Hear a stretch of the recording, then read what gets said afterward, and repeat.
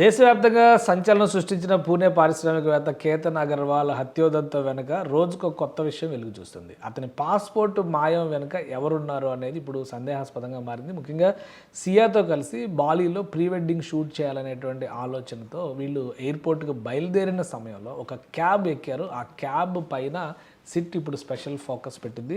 దానికి సంబంధించినటువంటి అంశాలని అన్వేషిస్తూ క్యాబ్ డ్రైవర్ని ప్రశ్నించబోతున్నారు. బాలి పర్యటన కోసం ముంబై ఎయిర్పోర్ట్కి వెళ్లేందుకు సియాతో పాటు అతని సోదరుడు కారులో ఎక్కారు. అయితే ఆమె సోదరుడు సాహిల్ బలవంతంగానే ఆమెను కారులో కూర్చోబెట్టాడు. అనంతరం రావెట్ ప్రాంతానికి చేరుకోగా కేతన్ కూడా కారు ఎక్కారు. కాసేపటికి టీ తాగడానికి కారు ఆపమని సియా కోరింది. టీ తాగిన అనంతరం కారు బూట్ను ఓపెన్ చేయమని డ్రైవర్ని ఆమె అడిగింది. అనంతరం సియా తన పర్సులోంచి ఏదో తీసినట్లు గమనించానని డ్రైవర్ చెప్పాడు.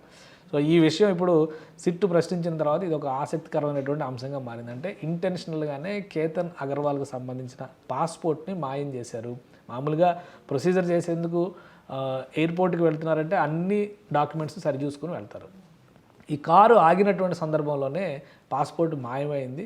సో డ్రైవర్ని ఎంక్వైరీ చేస్తున్నారు. మళ్ళీ అతను పిలిపించేటువంటి అవకాశం ఉంది. కారులో పడినది అనేటువంటి అనుమానంతో 2 సార్లు కేతన్ ఫోన్ చేసి డ్రైవర్ ఒక 500 మీటర్లు వెళ్ళిన తర్వాత అతని కారుకి వెనక్కి పిలిపించి బ్యాగ్ తెప్పించి చెక్ చేయించి అన్నీ చేసినా కానీ అక్కడ పాస్పోర్ట్ దొరకలేదు. సో పాస్పోర్ట్ ఏమైంది, ఎక్కడ పడేశారు, దీనికి కారణం ఏంటి తెలుసుకోవాలని చెప్పని కేతన్ ఫ్యామిలీ కూడా భావిస్తోంది. దీంతో ఆ దిశగా సిట్ విచారణ సాగుతోంది.